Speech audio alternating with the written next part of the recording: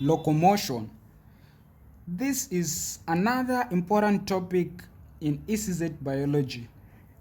So let me explain some of the important concepts that you need to understand when you talk of locomotion.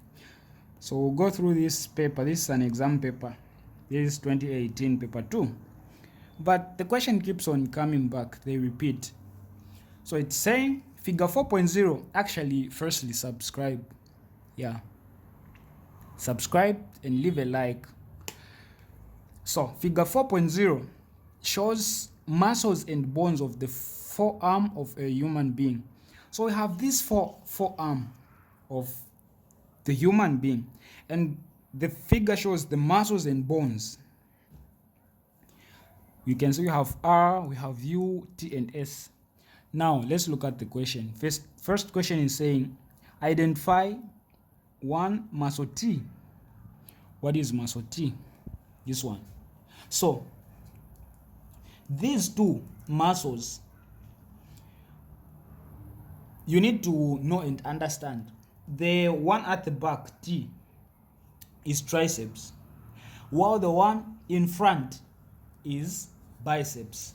Very important to understand. Very, very important, because they like asking these questions. So this one, T, this is triceps, while R is biceps. But this question they only ask T. So for T, we'll say this is A1 muscle T. This is triceps. We go to the next. Identify bone U. This bone U. So this is another pair. So this is the first pair for the muscles. Triceps, biceps. This is the pair for these bones. So U is ulna, and this one is radius. Okay, so if they ask you this one, this is radius, and U here is ulna. So very important this also. So for U,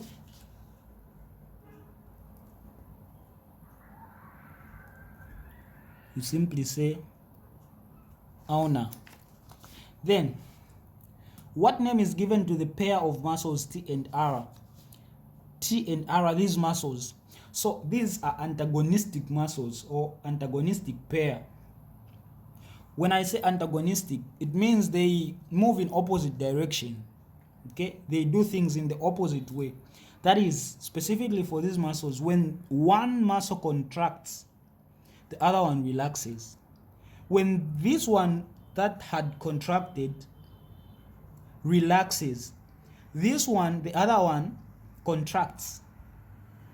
That's how it goes. So they do things in the opposite way. When this one contracts, this one relaxes. When this one relaxes, this one contracts. So that's what we call antagonistic muscles.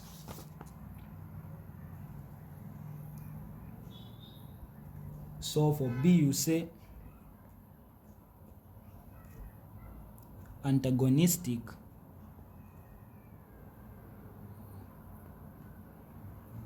muscles. Then name one other such pair of muscles in the human body apart from this, the other pair that are antagonistic to each other.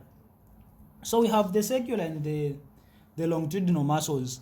When you talk of peristalsis under digestion, you understand that the peristalsis is the movement of the food bolus along the esophagus through the contraction and the relaxation of the circular and the longitudinal muscles. That's peristalsis. So you understand that when one relaxes, the other one contracts. So that is another pair. So for this is B1. B2, you say circular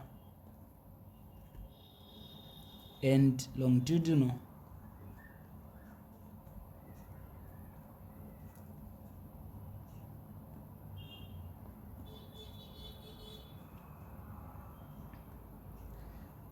Longitudinal muscles, you say of the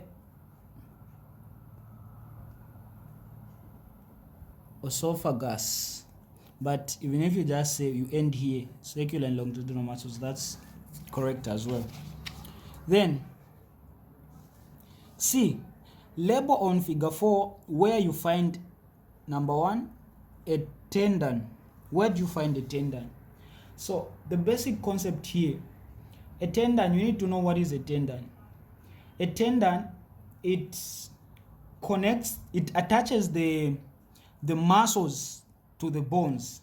Okay, that's the function. So when you know that function, it will direct you and guide you on how you are going to label it.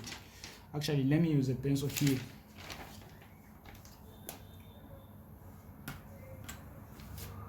So they are always found at the end of the muscles. So when you talk of muscle R and T, let's consider muscle R. You can see that muscle R is ending somewhere here. It's like this. Okay, ending somewhere here. So the tendon is always at the end of the muscle and it attaches that muscle to the bone. So this part is the tendon where the muscle is ending, coming this side, or this part because the muscle is ending here, so this part. So when you are labeling, it will be like this. Then you say, they said to label with which letter? Okay, they didn't say, so you write tendon. You say tendon. Okay, or here you can also write tendon. Then where you find a pivot joint.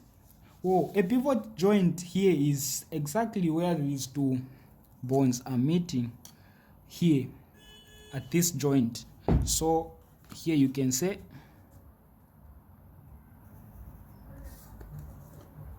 here, from here, this is a pivot joint. I hope you've seen. So that's it. Then give 2 ways in which skeletal muscles of an insect differ from the skeletal muscles of a human being.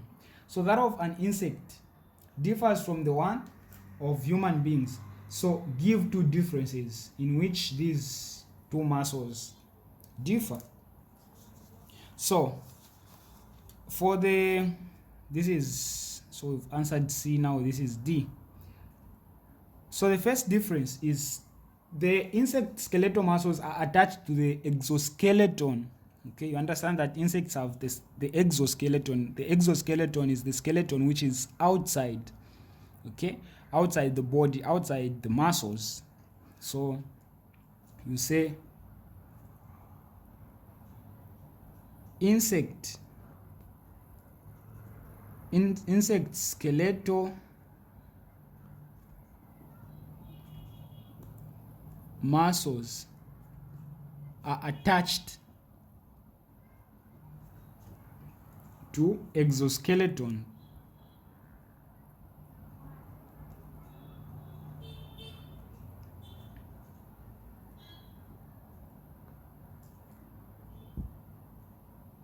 Wow.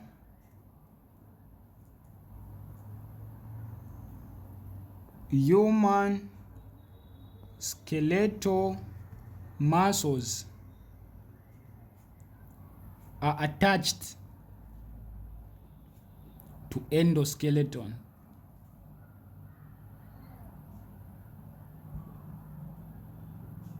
This is the difference. As human beings, we have endoskeleton. The skeleton is inside, okay, inside the body, inside the what? We have our muscles outside, or the skeleton inside. That's opposite to insects. So this is the first difference. The second difference is that insects have more muscles than human beings.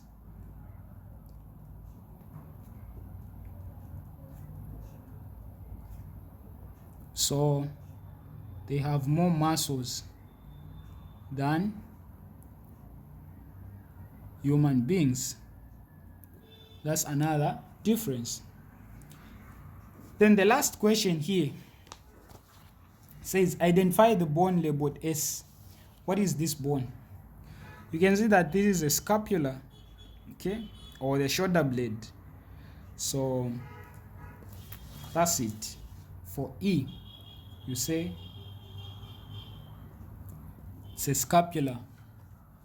And we are done. This is it. We've answered everything. I hope you've gotten, and for more videos, make sure that you subscribe.